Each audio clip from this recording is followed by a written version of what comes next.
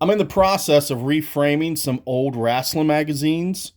So I figured since I had them out, I would go through them, record them, and let you take a hop in the time machine.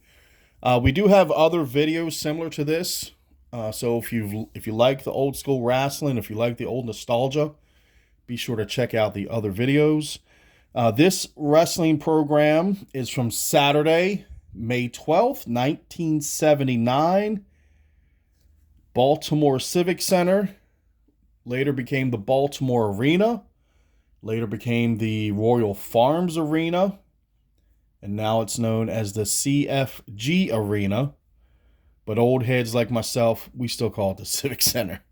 So here, figure four expert to test the world champ, Bob Backlund, WWF World Champion, taking on Greg Valentine. Greg Valentine eventually became Intercontinental Champion, had a great series with Tito Santana.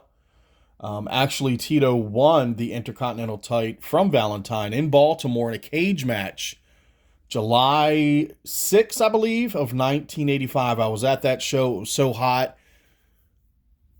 I remember I was so excited when Tito won, and my belly was full of hot dogs and soda. I threw up all in the aisle.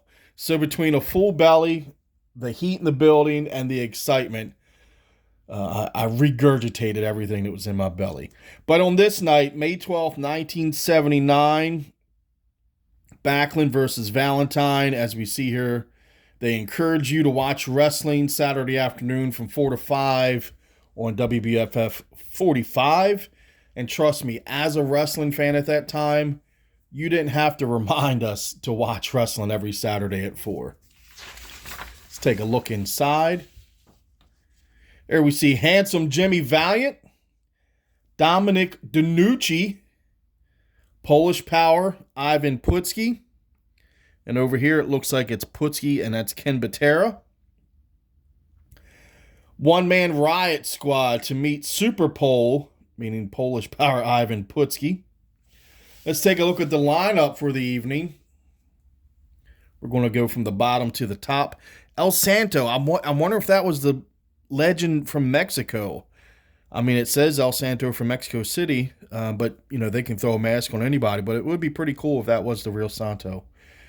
So Santo against Johnny Rods, Baron Cicluna against Mike Hall.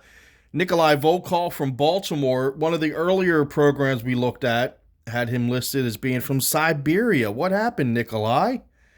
So Hussein Arab, who later became the Iron Sheik, against Special Delivery Jones. I'm sure that was a thrilling match. SD always put on a good show. Special Midget Tag Match. And I mentioned in another program review where they had a ladies tag match that you would get the ladies once or twice a year and you would get the midgets once or twice a year. And for some reason, they were a lot of times 2 out of 3 falls. I don't know why they would make the women's match and the midget match 2 out of 3 falls. But here it is. Special midget tag match, 2 out of 3 falls, 60 minutes.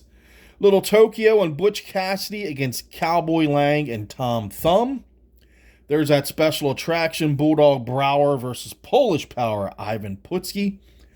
North American Heavyweight Championship, handsome Jimmy Valiant versus Ted DiBiase, who would later become the $1 Million Man. Tag Team Championship, the Valiant Brothers, Luscious Johnny and Gentleman Jerry, defend against Steve Travis and Dominic DeNucci. Steve Travis was another classic jobber back in the day. Him and Quick Draw Rick McGraw had a tag team. I believe it was a North-South connection. And they would have very competitive matches against like the top bad guy tag team. They would lose, but then they would get wins over other maybe mid to lower level bad guy tag teams. So they were pushed up a little bit, would have competitive matches with the top guys, but wouldn't beat the top guys. So Steve Travis, it's cool to see his name there. In the main event, one fall to a finish. Greg Valentine versus WWF champion Bob Backlund. So I always like looking at this here. So it's authorized by World Wrestling Federation, sanctioned and supervised by the Maryland State Athletic Commission. D. Chester O'Sullivan is your chairman. And I still remember the ring announcer saying that at every show. That's like carved into my memory. Over here, let's take a look at the sidebar. There's one of the midget fellers that's competing tonight. Tickets for next card available during intermission. And something cool they used to do back in the day, they would always have a hot match just before intermission. A hot match, a hot angle, which would lead to the next show. So like a rematch, maybe a special attraction tag match. And what they would do is they would say, fans, before intermission, we want to remind you that our next event will take place here next month. You know, they would give the date, and they would name some wrestlers that would be appearing, some matches, and then let's say Handsome Jimmy and Ted DiBiase had like a big feud or something, or maybe this was a double count out. The announcer would say, and a return match. Handsome Jimmy Valiant versus Ted DiBiase. Tickets are on sale now. And when I tell you fans would run to the ticket windows to buy tickets for that next month, it was ridiculous, especially if it was like a big cage match. If Andre the Giant was going to be on the show, it was a mob scene getting to that ticket window. And here's another mention about tickets. Tickets are also available by mail order. And it looks like you can enjoy the same seats by mail. So I guess you can get like a season ticket type thing. I still can't get over those ticket prices. $3, $4, and $5. Let's take a look at the back here. High Chief Peter Maivia. Spyro Arion. And there's a little editorial. And these were mailed to fans back in the day. So it would come to you in your mailbox like that. You would get that every month.